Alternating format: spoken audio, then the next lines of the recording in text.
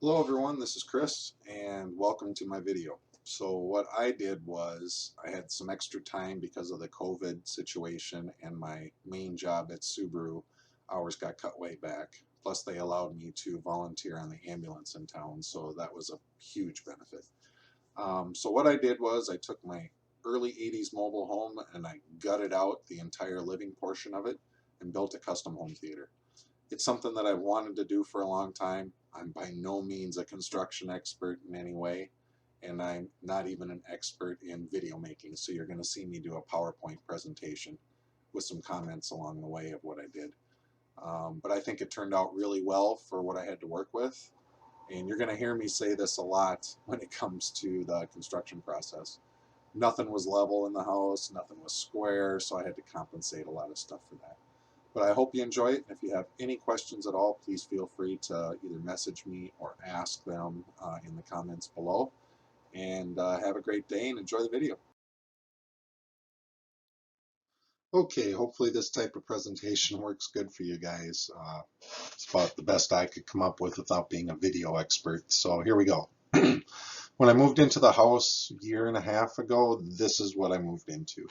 It's roughly about 13.5 feet wide by 16 to 18 feet deep. So this is what I moved into. As you can see, there's a big bay window in the front and there's windows on the side. Windows is being a very generous term because they're about as thick as a storm window. So you'll hear me talk more about those later on in the video. So what I first did was I had an older Epson 720p projector, which has been a little workhorse. It's really been a good projector. So what I did was I built a 16:9 that was covering that bay window because I knew eventually I was going to take it out, and taking it out from the outside would be really simple. So that's what I originally did, and then about a month ago I decided it was time for the big theater. So I gutted out the entire room. Left the insulation in most spots, cleaned up any problems that were in there. There was one corner where there was an old water leak that I did some repairs on. But the biggest thing that I found was the wiring. Early 80s mobile home wiring, garbage. I don't know why they did it the way that they did, but I basically replaced all the wiring in the walls, new wires, new outlets, new outlet locations, such as that. This is looking towards the back end, what will be the back wall of the theater room. And as you can see, the living room is sunken down. So I kind of use that to my advantage. You'll see in the next slide. I decided I wanted to have a sit-down, quote-unquote, bar area for people to sit in that was behind the main sofa. So you're going to see that coming up here. All right, so you can see me starting to build the base for this new sitting area. If I remember right, it's about 5 feet that I moved it out. And again, I'm not a construction guy, so I didn't do the fancy techniques. I just built basically 4 walls that were 16 inches apart, if I remember correctly, and then I put some plywood on above that. Here you can see where they're done. Now, if you notice, I'm going to use the pencil thing here. Right here, what I did was I wanted to pre-wire some things for this sit-down area. And what I wanted there was power, HDMI, and network. And you'll hear me talk about that more later. So this is the floor is on, and this is the first slide that I have of the sit-down area in the very early stages, and you'll see that it got, I think, a lot better. There's 4 people that can sit there at the same time. And you can see the outlets there. The right-hand outlet is power, and the left one has an HDMI and a network cable that run under the floor into the audio cabinet, which is in the back of the room. This is another slide of a little bit more progress on the bar. You can see some burning being done on the top of the bar of images and designs, and you'll see a better picture of those later. You can also see where the expansion of the floor meets the old one. Again, it was roughly about 5 feet, and that gave me more than enough space. So now you can see that I'm starting to frame in the window openings. As you heard me say earlier, I'm removing those windows, and that's a generous term calling them windows. So when I do it on the outside later this summer, it's like 6 screws and they come right off. So I didn't have to worry about taking those out and framing it in and all that kind of stuff right now. So I just framed in all 3 window openings, and they're going to be completely covered because this room is not going to have any windows whatsoever. So this is the first look at the back wall. There's 2 entrances, one on the left, one on the right. In the middle there will be the audio equipment and the projector. And I know I way overbuilt that wall using 2x4s and stuff like that, but it was the easiest way for me to get everything measured right and squared and all that kind of stuff. To the left and the right of where the audio equipment are going to be the rear surround speakers. Another picture, and again, I have kind of a hodgepodge. It's all clips, but I have a hodgepodge of speakers. So I'm just using what I have now, and then my project over the next couple of years will be to upgrade this speaker, that speaker, maybe this piece of audio equipment. But now that I'll have the main structure of the room done, it'll be much easier. Also, if you look on the bottom of the cabinet here, and I'm going to circle it, I built a custom homemade DVD holder, plus there's room for expansion there, so if I add more amps, or I could even put a sub in the back if that's what I chose to do, I'm going to have room to do that. So here's the fun part. I hung all the sheetrock, and let me tell you, I suck at anything sheetrock related, so I'm the first to admit that. But everything lined up really well. You can see all the outlets for the pre-wiring. Everything was 100% pre-wired. All the speaker wires are in the walls, except you'll see in a later picture, because of the ceiling in this mobile home, I couldn't mount my Atmos speakers actually into the ceiling. So I had to build temporary speaker boxes to attach to the ceiling, and over time I'm going to build much nicer ones. But you're going to see a couple of exposed wires in kind of the finished product pictures, and I'll explain more about that later. So this is looking back towards the back of the room. Above the 2 speaker openings that you see are mounts for dimmable lights, so that way they're going to shine down and look at the sitting area. You can also see the audio cabinet there. And then on the left hand side, this was fun. I'm going to circle it right there. Because of the way they had this house wired, it was just crazy. The main feed for this room came in on the right hand side, and it ran all the way around the room to the left there. And that one switch fed, and that one wire fed so many different things. So the bottom box there is controlling my light toggles for my sconces on the walls and the rear lights. And the top one I'm just using as a splice box. So it actually feeds the outside lights, the entry light, all that kind of stuff. So that's my splice box, and that's just the way that I chose to do it. Because again, I'm a rookie. So this is the screen being made. It's the first time I've ever made a screen frame. It's a 130-inch diagonal cinescope screen. So we built it, sanded down all the edges. I'm using a Carl's Place screen. I've had a lot of good luck with image quality from their screens, and honestly, I can't justify or even afford a $5,000, $6,000, $7,000 screen. When the screen's going to be worth more than the house, then you've gone too far. So, but there are LED light strips that are going to be mounted on the back of the screen, and that is a whole nother story I'll get to at the end of this, because I can tell you right now, buy quality ones, not the cheap ones, because wow, are they a problem. So this is the back of the audio cabinet. One thing has changed since I took this picture. I did buy a cooler for the top of the Marantz, so that is also on there now, which is not included in this picture. All the wires I said before are run in the walls, so you can see that big bundle coming in on the left-hand side there. That's all the speaker wires. I can't stand rat's nests, so I did my best to make it neat and organized, so that way I can get in here, adjust things if I need to.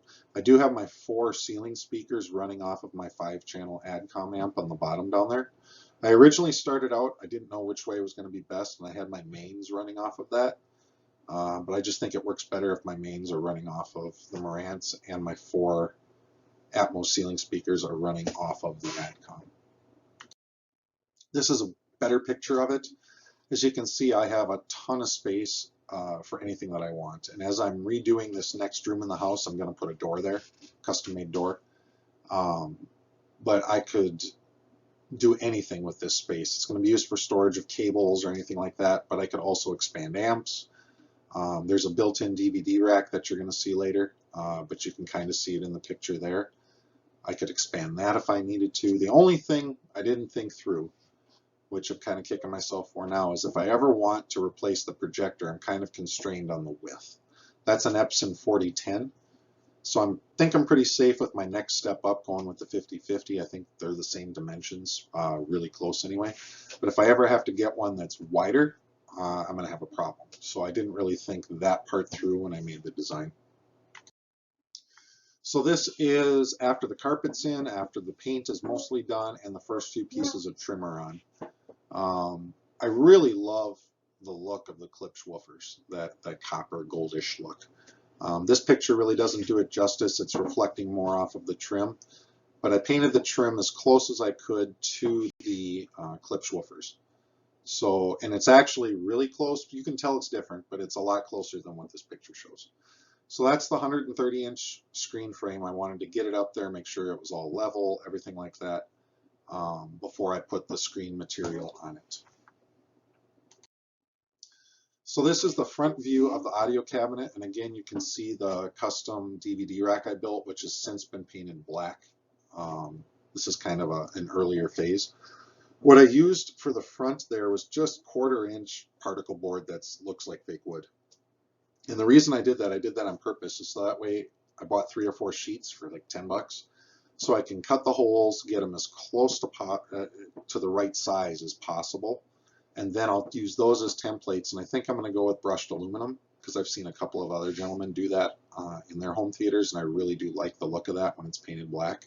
But I figured using the 1/4-inch particle board just as a first design and a template would work better than wrecking pieces of aluminum. So this is kind of another picture of it when the lights are a little bit lower.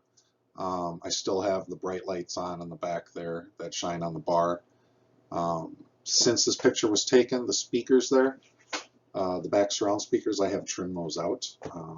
But these are pictures of the process. So here is the sit-down area.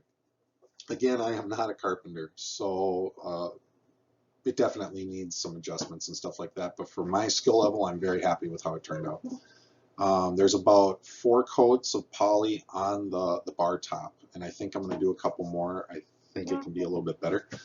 You can see some burned images on the top there. The original plan was a lot more images. The Marantz logo, the Klipsch logo, Dolby Atmos, such and such. But the person that's doing the burning for me is no longer available to do it, so it kind of ended at this point. But I'm still happy with it.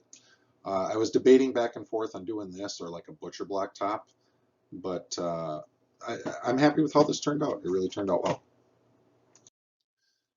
Yeah, unfortunately, during the building of this room, which took about a month, my mom passed away.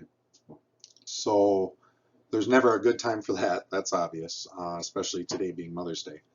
But it did allow, because we were in the process of burning the bar, to burn a little tribute for her into the top there. So my mom and dad, when they retired, they moved up and bought a house right on Lake Superior in Minnesota here, about 20 miles north of Duluth. And there's a little lighthouse in town, and my mom loves lighthouses. So I thought it'd be a nice gesture and a nice remembrance of her to do her name up there with a little flower and then a lighthouse. That is the tribute to the 343 firefighters that lost their lives on 9/11. I've always liked that logo. For a while I thought of getting a back tattoo of that logo, but I think this really turned out well. She did a phenomenal job on the burning, I think. So this is from the back looking on the left-hand side. So there's a couple of things I want to point out here. One, I still have a bunch of trim work to do. You can see that on the bar top and on the base trim, stuff like that. And 2, you can see those boxes I was talking about earlier. Again, I can't mount the speakers in the ceiling on this mobile home. It just won't work. There's not enough space, and it's not strong enough to hold them.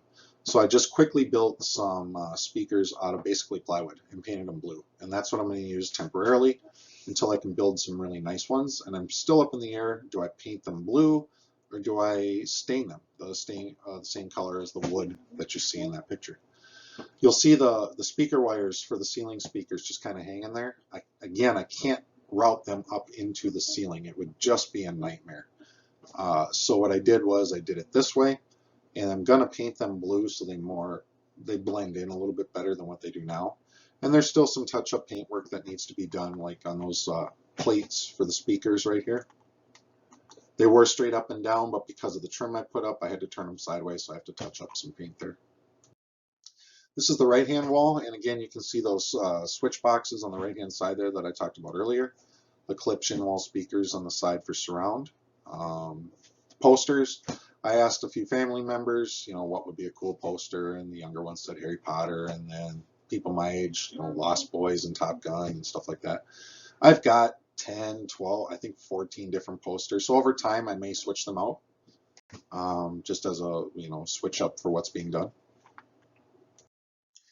Okay, so these wall sconces, they were $9, and I think they work really well. They're not completely ugly, and they work well. They're LEDs, and on the top and the bottom of them are little flaps that you can move and adjust the width of the beam. You can even shut it completely off. So what I did on these was it's really narrow on the bottom, so it lights up the stairs, and it's not very bright. The next picture is going to show you what it looks like in the dark, and it's kind of deceiving, but it really does look cool. I don't know why the camera acted the way it did on the next slide, but it really works out well lighting up the stairs like a theater. So see how bright that looks? It does not look like that. It's just the center part. The spillover that you see in the picture, you don't see that when you walk in the room. And it's only as bright as the little beam that you see on the wall there towards the bottom. See how dull that is? That's about how bright it is on the carpet. So it's just enough to light the carpet up so you see it, but not bright enough to distract you. So there's the screen material mounted. Since this picture, I have mounted the black border on it. And when I took this picture, I noticed when the bright light was on it, there's a big wrinkle on the right, and there was a couple of minor ripples on the left. I did straighten those out, pull those tight, so now it's nice and tight. Also, I've done a lot more cable management. I just don't like the messy cables there. The one thing I haven't figured out quite yet is what I'm going to do to mount that center speaker. I've just got it on a little end table right now. So from the screen looking towards the back of the room, there's my sofa. All three sections of it do recline, so it's really comfortable. There's the stairs on either side. There's still a lot more trim work that has to be done and some paint touch up, but this is where it's probably 80% done. When I do the next room, which is the dining room and the kitchen, I have to make a decision. Do I want just curtains there, or do I want to put doors there? I haven't made that decision yet. I guess I don't have a strong opinion either way. I know that these are the temporary curtains. The ones that I have in there now completely cover the doorway. There's absolutely no light pollution coming in, so the room is completely dark. There's the screen with the LED backlights. This is Star Wars 9, one of the beginning scenes. The LED backlights, they're the tape lights, and they work great on every color except red, and red is the color that I want.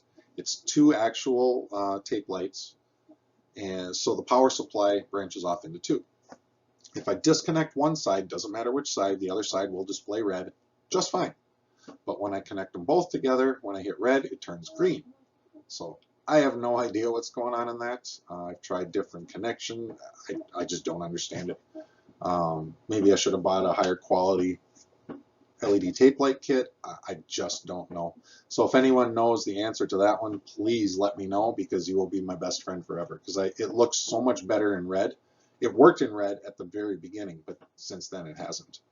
But anyway, that is my theater room. Feel free to comment below. I know it's not perfect, but I think it turned out really well for the skill level that I have. Yeah, and I'll try and post updates as I make changes to it, here and there. First thing I'm thinking of is I got space on either side of that screen. Why not go an extra 10 inches? People say I'm crazy, but you know what? Who knows? Maybe I'll do it. I'm really happy with the Carl's Place screens, and they're very affordable and give you a fantastic picture. So anyway, have a great day, and if you have any questions or comments, remember, leave them below.